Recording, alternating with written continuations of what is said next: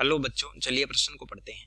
अल्प घनत्व पॉलीथीन और उच्च घनत्व पॉलीथीन दोनों ही एथीन के बहुलक है, परंतु उनके गुणों में बहुत अंतर क्यों होता है, इसे स्पष्ट कीजिए। तो चलिए प्रश्न की मुख्य अवधारणा पे बात करते हैं। अवधारणा देखिए, बहुलक का क्या मतलब है।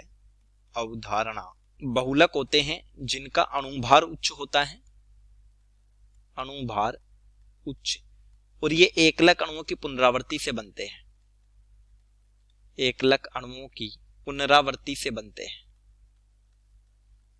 पुनरावृत्ति से बनते हैं। तो हम बात करें उच्च घनत्व पॉलीथीन और निम्न घनत्व पॉलीथीन की, तो देखिए पॉलीथीन का निर्माण होता है, एन अणु प्रयुक्त करते हैं एथीन के, एथीन, और ये है यहां पर एकलक यानी कि मोनोमर। इस प्रक्रिया को नाम देते हैं बहुलीकरण, और ये बनता है CH2N, ये हो गया पॉलीथीन, और पॉलीथीन एक बहुलक है। अब देखिए इसी प्रक्रिया में अगर बनाना हो निम्न घनत्व पॉलीथीन, निम्न घनत्व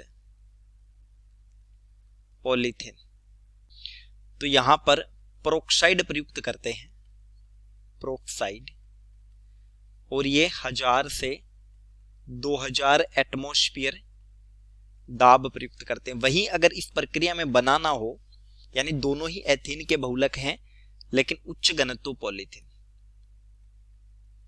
उच्च घनत्व पॉलीथीन, तो यहां प्रयुक्त करते हैं जिगलर नाटा उत्प्रेरक, जिगलर नाटा उत्प्रेरक 6 से 7 एटमॉस्फेयर दाब पर। अब देखिए मुख्य जो डिफरेंस होता है या अंतर होता है वो ये है कि अल्प घनत्व पॉलीथीन, अल्प घनत्व पॉलीथीन एक साखित श्रृंखला बहुलक है, साखित श्रृंखला बहुलक है, जिस कारण यह कठोर है, कठोर, तथा इसका उपयोग बोतल आदि बनाने में होता है, बोतल आदि बनाने में होता है। जबकि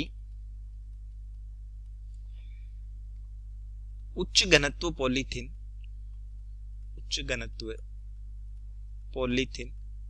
एक सीधी श्रृंखला बहुलक है,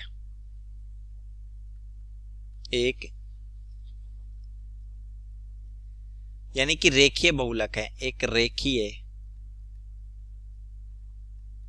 बहुलक है, इस कारण ये ज्यादा कठोर नहीं होता। तो देखिए इस तरह से तो होता है, यानी जो रेखीय शाखाओं के बीच अगर शाखन उपस्थित हो तो ये तो है LDP, लोअर डेंसिटी पॉलीथीन, और अगर ये सीधी श्रृंखलाएं ही उपस्थित हो और अत्यधिक शाखन ना हो तो ये है रेखीय बहुलक के रूप में HDP। तो चलिए उम्मीद करता हूं प्रश्न समझ आया होगा। धन्यवाद।